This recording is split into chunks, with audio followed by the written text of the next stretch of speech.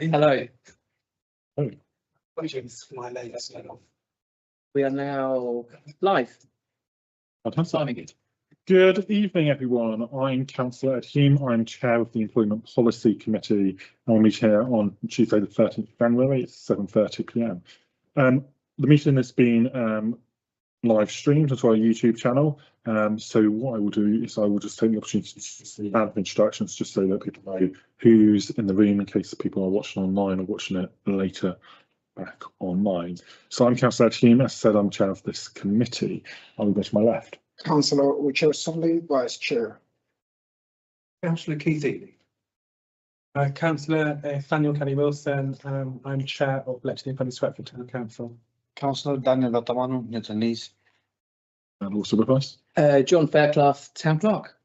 Fantastic. Thank you very much. So item 1 on our agenda is councillors' apologies for absence.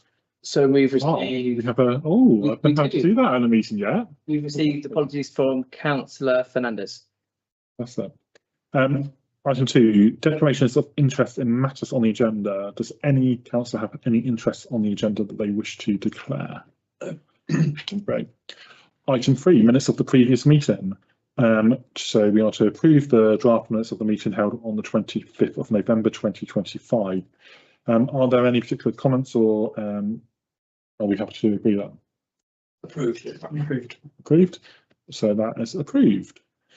Item 4, public speaking. Clark, have we had any members of the public who have registered to speak? No public speaking tonight. Okay. Item 5, financial management report showing expenditure on employee matters against budget for the financial year to date. So I'll open that up to the committee if they've got any questions for the clerk, or I think the item is just for noting, but if there's any questions or concerns. No comments. Okay. We will move on to item 6, adoption of secondary employment policy. So this is to review a revised draft of the proposed secondary employment policy and to agree for immediate implementation. Clark, do you want to say anything? Just that we had this at the last employment policy meeting, so you have seen it. Staff members have seen it as well. We've sent it off to Peninsula as well, who have approved it and said it's good to go. So it's just coming back here just as final approval, really, so we can roll it out really to the team and do what we need to do there. If there's any questions, let me know. I think in the last committee we were fairly happy with it, apart from the fact that it just needs to go by our notes ago.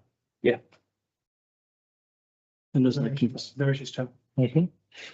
So I'm going to propose that we adopt this as our secondary employment policy. Do I have a seconder for that?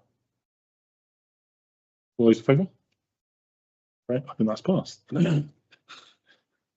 Item 7, health and safety matters affecting employee and council activities. Clark, do you want to talk? I mean, we can talk. Yeah, if you've got any questions, let me know, because you've probably read it through anyway. I think the highlights here, the Will and his team have done some health surveillance tests yesterday, I believe, which you can see they've been listed there. Also, I think at the last meeting we spoke about the advanced driving course for certain members of staff, and I think that's all been booked in now, as you can see, for February.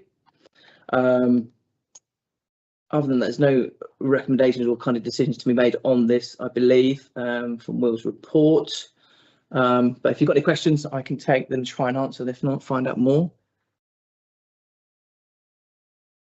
No, I'm happy with it. Don't have any questions. Maybe a comment. Just I have heard that there was that some people on the there were some concerns about the fact that the management team had insisted that we had a health and safety person at the Christmas event, and I just kind of, it's nice to see that actually the staff team felt that that was very valued and that we've learned from some of the things that we had at the Big Street Eat. So I just think that we, we should be continuing to ensure that this happens at future large events. Yeah, I think we've got a meeting booked in Monday evening with that company to discuss a look at the report that came out the back of that as well and future. Okay. So I'll update you as and when. Okay, so is that report noted? Thank you. Making it, yeah. Yes. Okay. Item 8, so exclusion of public press under section 1 of the Public Bodies Administration to Meetings Act 1960. So we are to consider whether to exclude the public and press from discussion of the remaining item of business on the grounds that publicity would be prejudicial to the public interest by reason of the confidential nature of the business to be transacted, which could likely to involve, that doesn't quite make sense, which is likely to involve discussion of personal confidential information. Are we happy to exclude the press and public? Yeah, really great. Great. Thank you everyone for who's joined online. And we are now going to go into a session which excludes the public and press due to the confidential nature. So I will ask the clerk to end